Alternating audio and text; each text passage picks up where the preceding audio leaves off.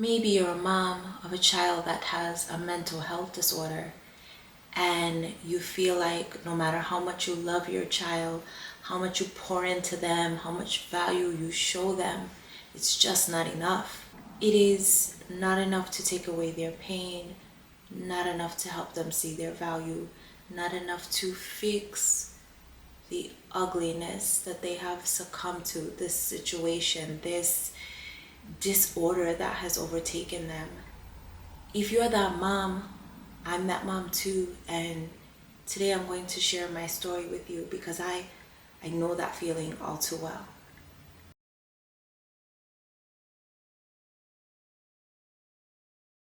I am a mother of a beautiful teen who is managing depression and mental health mood disorder.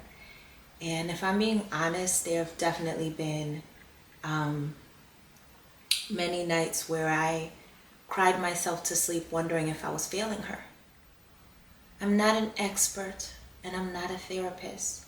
I'm just a mother who knows what it feels like to love her child through something she can't always fix.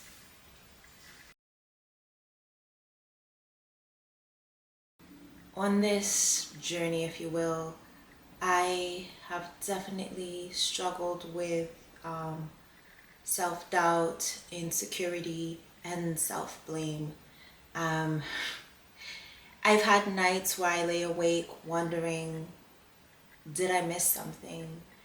Um, if I could have prevented this, if I was failing as a mom, something happens and your brain automatically recap, what are all the things that happen?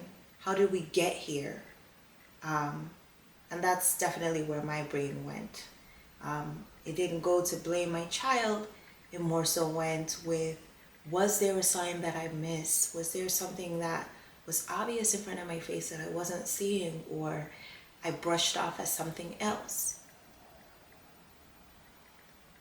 These feelings naturally brought up guilt, right?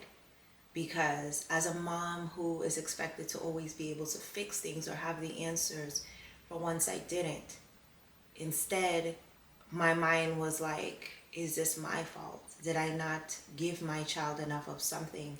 Did I expose them to an environment that they shouldn't have been in, right? Where do these feelings come from? As natural and reoccurring as it is in a lot of teens today, guilt has been heavy on this journey, definitely heavy. I feel like this journey is fixated on the emotional weight of a mother's heart.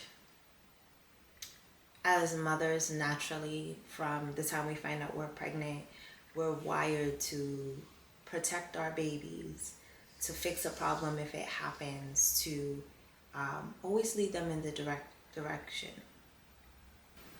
But what happens when the pain is inside of our babies? What happens when, like life, we're just, I guess, unprepared for something new, something negative, something that hurts them, that we just can't fix,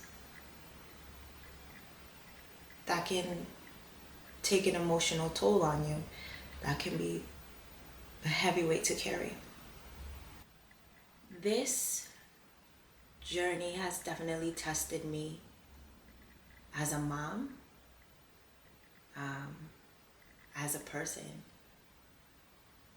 I many times have had to step out of myself and tell myself, um, this isn't my child. Um, this isn't who they really are. This is something that they're going through. Be patient, be kind. Don't get upset. Don't get impatient. But it is hard in all the ways. And most importantly, I will say it is definitely exhausting.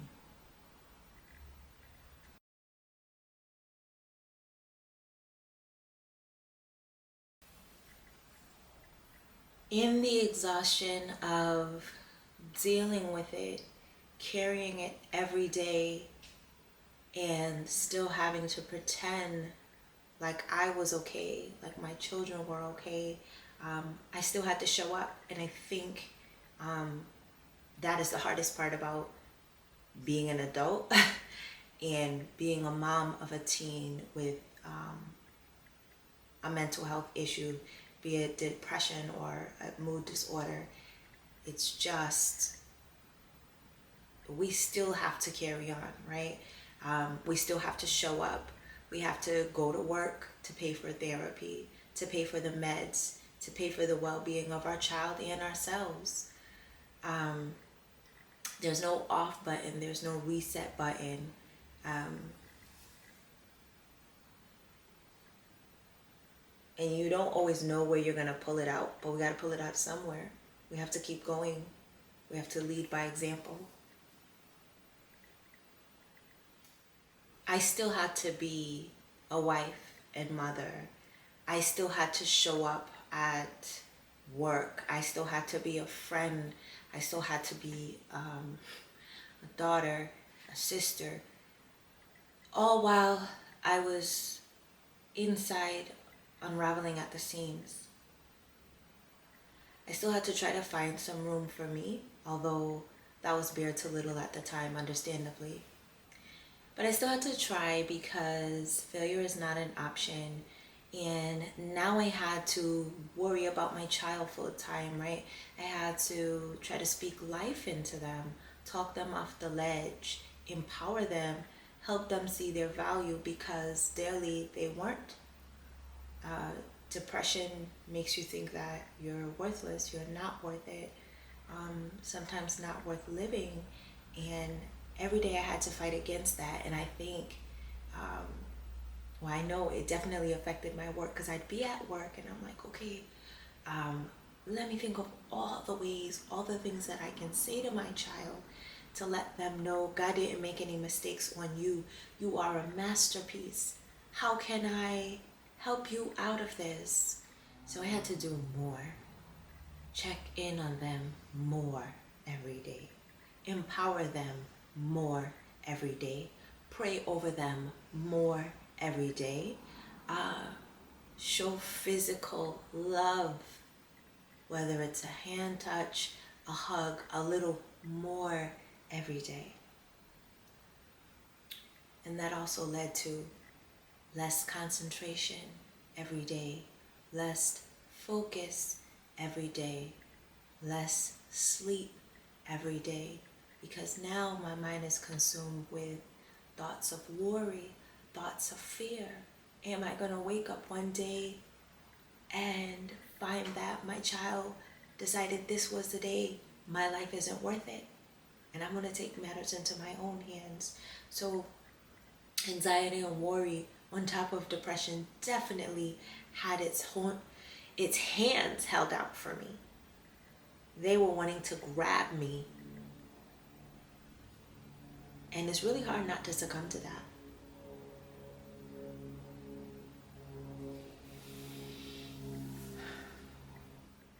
Some days I just felt like I was drowning, trying to keep my child afloat.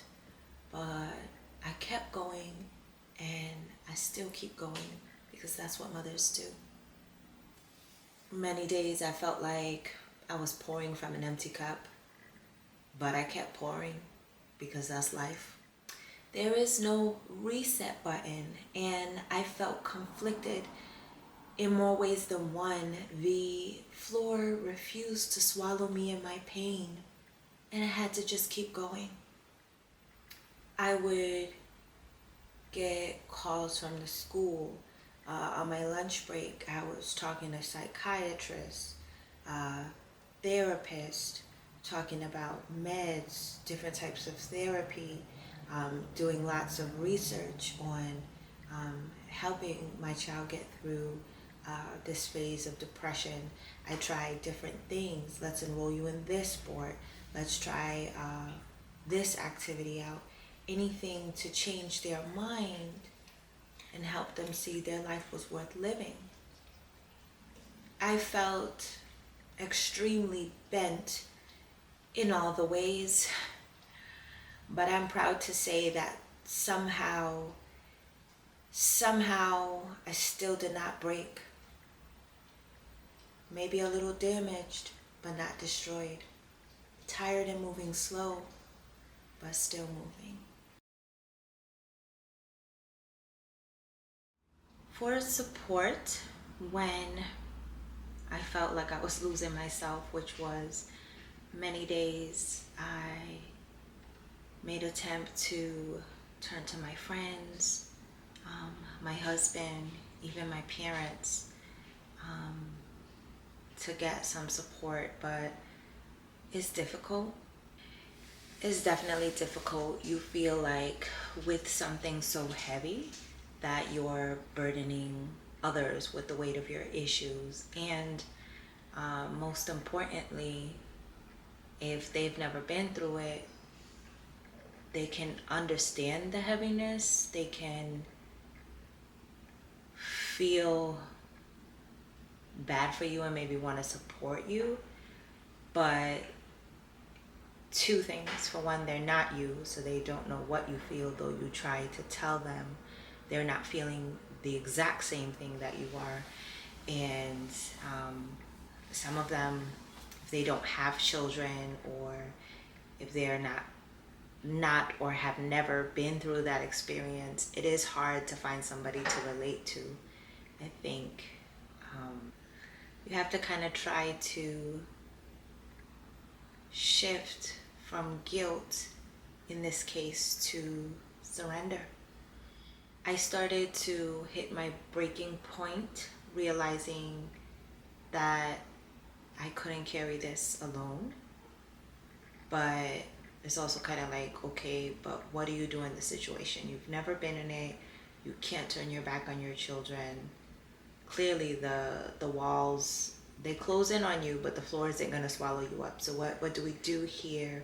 How do we kind of pivot and reposition ourselves? And when we're deep rooted in it, it definitely is hard to, like I said, step outside yourself and find some type of direction. I realized that no matter how much I do, I can't fix the issue, right? I can try to help, but I am not the defining factor, though I thought I could be. Superhero, super fix it girl, and that just wasn't happening. No matter how much I love my child, I had to learn that I can't control this journey or every journey. And I think that's really difficult, especially for moms of teens, letting go and letting them kind of go through their own journey while still kind of being supportive, but also feeling helpless and guilty because we don't want our children to face the hardships of life. We don't want them to not feel good, right? When they're not happy, we're not happy. So definitely many things that were on my mind, and still today, but yeah. I would definitely say that this journey is about serenity. You know, the power to accept the things that we cannot change, and the courage to change the things that we can, and the wisdom to know the difference. And if you know where I draw that from, it's biblical reference. Recounting where I went wrong is helpful if you have a mind like I do, but at the end of the day, it doesn't change anything to know where it started from. In fact, it can make you crazy. And this situation was definitely not only making me emotional, but starting to like drive me crazy a little bit, right? Because I'm like, what do I do? Where do I turn? What am I supposed to be doing to help my child? I know I needed to focus more on a solution, or as best as I could, a solution for my child, as well as a solution for myself. I say myself because not only was my child going through the depression and the mood disorder, but I was going through it in a way as well. watching them go through that and all that it entailed, um, that those feelings of helplessness, those feelings of feeling unvalidated as a mom, because you kind of put blame on yourself. What else can I do to help this person move forward? How do I continue to be strong for them and myself? It's a lot. It honestly started to affect my own mental health. Um, yeah, it started to affect my own mental health. I want to say that I too slipped into a depression, but I did start to develop complex PTSD. I started to lose sleep. I always had my back turned. I always felt paranoid. My anxiety was at an all-time high. Um, just as my mind ran away with the possibilities of what might happen. And it wasn't just my mind running away with that, it was also the things that my child said. They did make suicidal threats, whether it's a tool of manipulation to get what they wanted, or just an excuse to continue to withdraw with life and not try. That eats away at you. Not just hearing someone that you love close to you make those threats, but someone that you created. And knowing that you're responsible to make sure that they don't carry out that. So yeah, it definitely took its toll on me. Ultimately, I chose to surrender and give it to God. I felt like there wasn't anyone on this earth that could help me any longer. Anyone on this earth that could fix this for me. So ultimately, I had to let it go.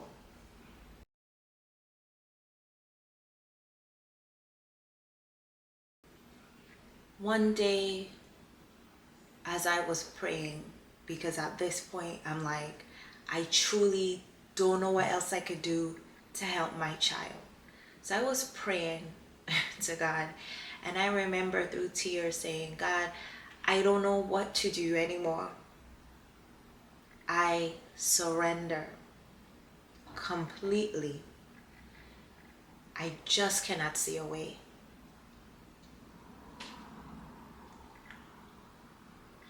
And in that moment, I felt a stillness. I felt a reminder that my child is not just my child, but also God's child. We don't always see a way. We don't always know the plan. And that drives me crazy, especially sometimes being a control freak. But my child belongs to God. He knew her before I did, and He loves her even more than I ever could. And I had to just trust and know in my heart, He will heal my child. But of course, surrendering is hard, especially when you want the answer to the solution, right? Many of us yearn for instant gratification, and we don't get that when we surrender and give it to God. We have to trust in the process. We have to activate our faith. What do they say? A mustard seed of faith. Well, at that point, I'm going to say, I don't know. I want to say a watermelon seed, but I'm not even sure if that's the biggest seed. A pumpkin seed. I had like the biggest seed of faith that I had to plant, because I'm like, I'm all out of options. I'm all out of solutions. So God, maybe you're telling me, stop looking outside to fix this. While you're doing that, you unraveling. You not yourself. You losing yourself. Trying to be all the things like we try to be. You gotta look to me. You gotta talk to me only, because I'm the only one that can save you, save your child, save your family. You have to learn to trust. You have to learn to trust the process, trust the therapy, trust the medical support, trust the open conversations, trust that God is going to turn it around for you. Trust that God is bigger than your problems. Easier said than done. Trust me. Trust me, I know that. I had to shift from what more can I do to God, I trust that you will carry my child where I cannot. I trust that we can find rest in your refuge, comfort in your strength. God, I trust you. It's not easy to do that, but it was for me in that moment because I was like, this pack I'm carrying on my back is so heavy. I cannot carry it any longer. I don't know what to do. And I'm sure there's others that feel like that. So this is what I did. Did I immediately feel lighter? No. It's not how life works. But I had a sense of profound hope, I will say that.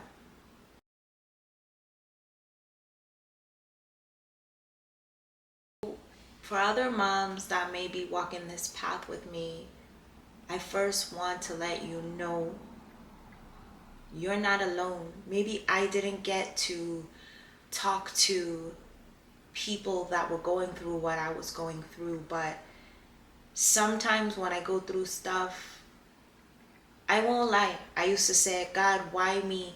Why you putting me through this, right? What did I not do? Did I not tithe enough? Did I not pray enough? But another thing that I realize as well is my life is a testimony. Somebody may see this video and feel validated. Somebody may see this video and feel like they're not alone, and you are not. So the first thing I want to say, you are not alone on this journey. There are other people going through what you go through. And not just moms, there's dads as well, right? Dual households, and people don't know where to turn. So I want to let you know you are not alone. Another thing that helps me, because I'm still on the journey, although things have simmered down a bit, is giving myself grace and having patience. Reminding myself daily that healing is not linear. There will be progress, there will be setbacks, there will also be moments of doubt. But I'm not failing, and I am doing my best. One thing that I struggle with is battlefield of the mind. It will have negative thoughts in your mind that tell you you're not doing enough, you're not strong enough. You need to have the answer, but to be honest, to show up, to still be present, to push forward and just try, even when it's hard, and even when you don't know the answer, that is enough. I have to remind myself daily that growth isn't always loud. Sometimes it can be silent. It can be in the small moments, like small wins, deep breathing, and the choice to show up every day, no matter how exhausted, no matter how emotionally drained you may be. That is still growth. I'm not an expert. There is no handbook, but I will definitely say I am evolving and giving my best, even when I don't feel like it, even when I feel like I don't have the strength to still keep pushing forward. And for me, that's enough. There is a stigma regarding mental health which can make it hard for teens to open up. A lot of times they feel alone in their struggles and like others don't understand what they're going through. Kind of like what I just shared with you earlier, even when I was going through my own struggle. But this mental sense of isolation can actually make the process worse, right? Because we're trying to help them seek help and break through to them, but talking about mental health can be hard. And from my standpoint, especially in the West Indian or Caribbean community, growing up, mental health was something that wasn't talked about. It was a taboo subject. If you did talk about it or use it as an excuse, it was often dismissed, or you faced ridicule, or you were called crazy. Most of the struggles were brushed off as just a phase or something that you pray away, which it's still good to do those things, but like I said, they were dismissed. This is just a phase. This isn't an actual thing that you're going through. Being told to shake it off or other people have it worse brought perspective and gratitude in some ways, but it also dismissed the feelings of the person that was going through the actual issue at the time.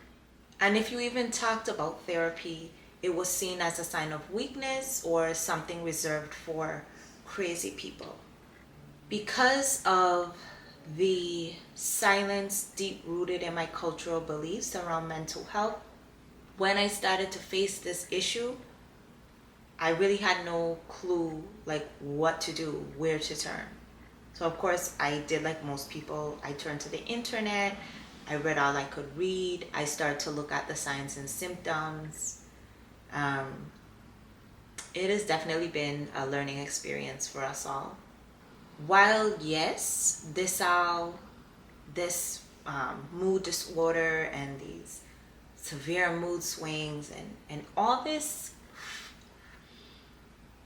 new behavior felt foreign to me, I didn't want to pass down the suffer in silence mentality to my child.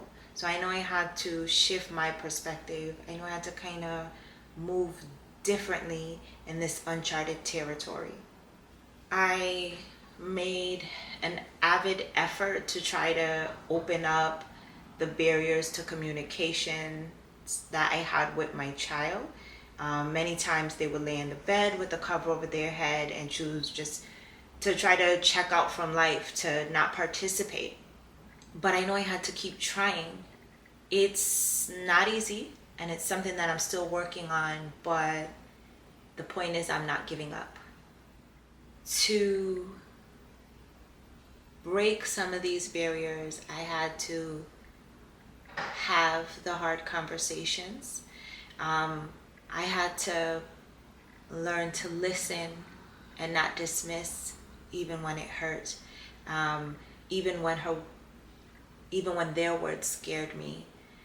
And I had to continuously relay to my child that they had my support.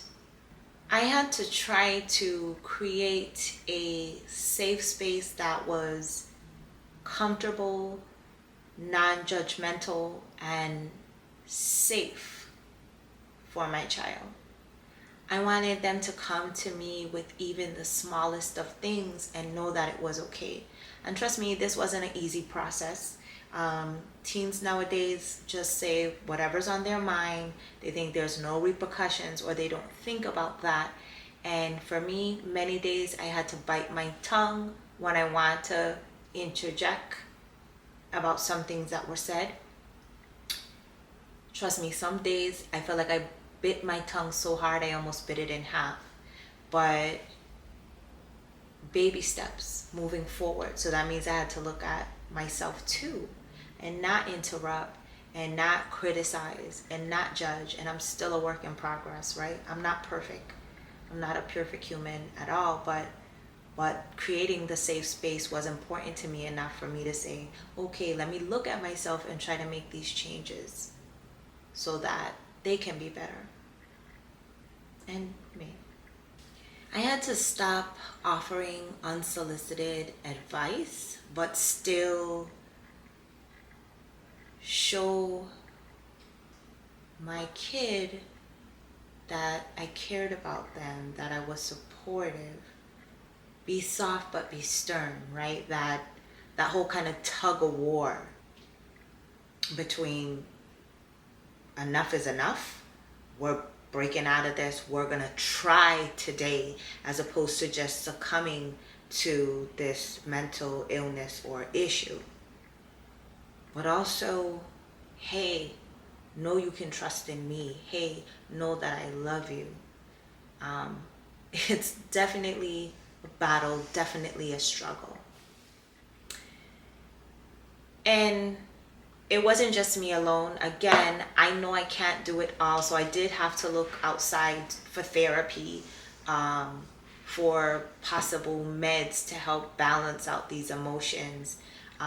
Even I turned to support of others in my family to make my child, to help me enforce that my child is loved, they're cared for. We all care about seeing them succeed. Anything I could think of to kind of help combat this. In this, I instill that the person themselves is not depression itself, okay? And asking, not only that, asking for help is not a sign of weakness, but a sign of strength. It definitely is hard, I will say, even in my own struggles, to show courage and resilience in the face of hardship, but one day at a time, 1 hour at a time, 1 moment at a time, 1 step at a time.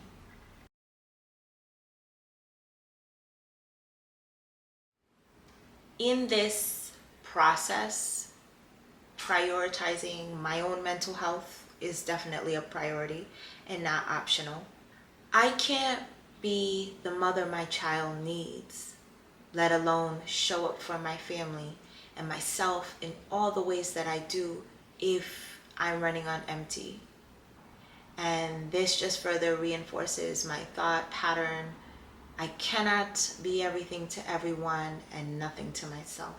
So I have to make sure I'm okay too, and even set my own boundaries on what I will and will not allow for my own peace of mind.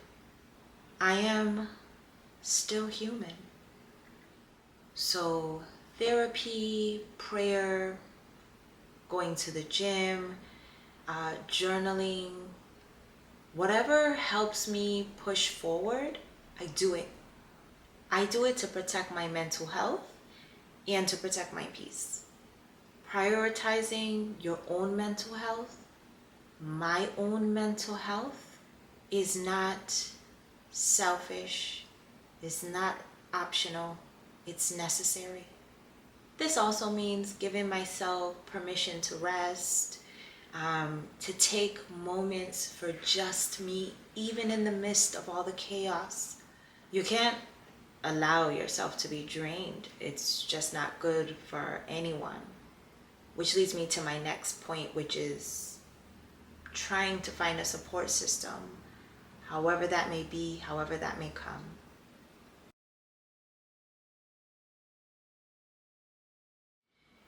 You're not meant to do this alone. This is what pushes people over the edge.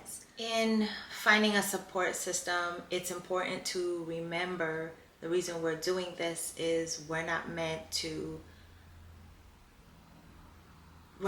travel most of our journeys alone. I know there's this whole I only need me, I don't need anyone mentality, but that simply isn't true. The reason why there's many people in the world is because we all need support, we all need each other. And I'm not ashamed to say that. In dealing with this, it has become very heavy. And it was just impossible to try to hold it in, to try to bottle it up. Like I said, I was falling apart. So find your support system, whether that's a therapist, family, friends, even somebody in the comment that's showing they can relate to you. Do it however you can. Finding your people makes all the difference. I mean, even me, as resilient as I want to be or tell myself, I need to be told by others that I have strength. Sometimes I don't feel very strong. I needed a space where I could release and be vulnerable as well. a place where I didn't have to be the strong one all the time, where I could fall apart if I wanted to, and also rebuild myself little by little, one breath, one step at a time. That's important. Recovery is important. This is all a process, and just like I'm offering support to my child as they're trying to navigate the downfalls, the pitfalls of life and mental health struggles, it's okay to acknowledge that we as parents, we as mothers, I need support too. This experience has been one of the most difficult ones in my life, and through it all I have learned that I need to lean not on my own understanding. The most powerful thing that I can do is trust God, trust in the process, and trust in my own strength that I am strong enough to get through it, that we as mothers, we as parents, we are strong enough to get through it, even though most days we won't be able to see a way.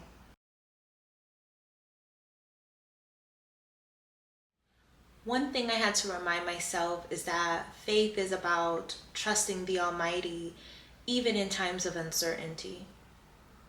I am being guided. Surrendering is not giving up hope. It's about releasing control and allowing grace to step in. Throughout this whole situation, of course, there's naysayers. Oh, you could have did this, you should have done that, you shouldn't have done that. People not living my life, wanting to tell me all the things that they think that I should have done. But in the end, God knows my heart. He knows the person that I am.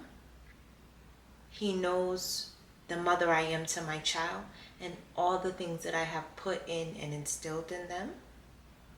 And I believe that as long as I continue to move with faith, love, good intentions, and openness, the right path is going to unfold for us.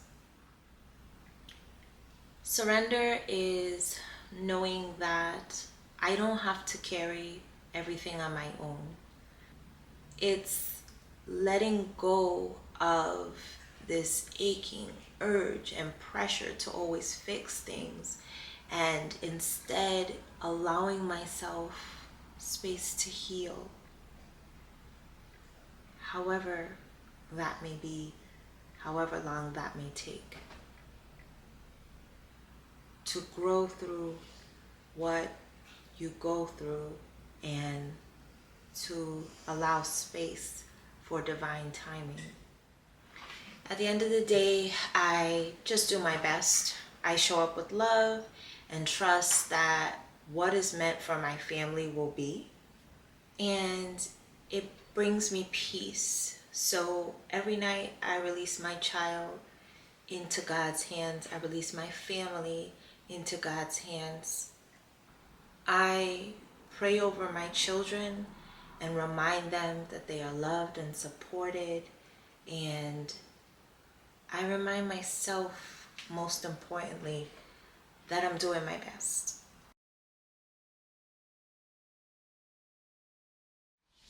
So here's my message to the mom watching that needs this, that needs the support, that needs the validation, that needs to know that they're doing the right thing, even when it feels hard, even when society may say this isn't right.